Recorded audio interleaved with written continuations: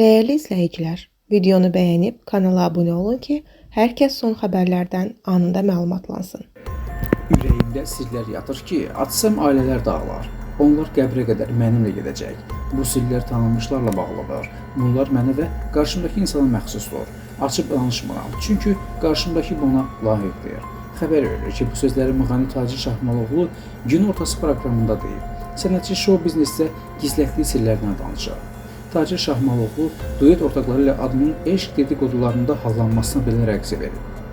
Bunu dayaz düşüncəli insanlar deyir. Elə işlədiyin hər yetənlə sevgilisən, tərəf müqabillərim xanımlar olub. Onlara öyrətmişəm.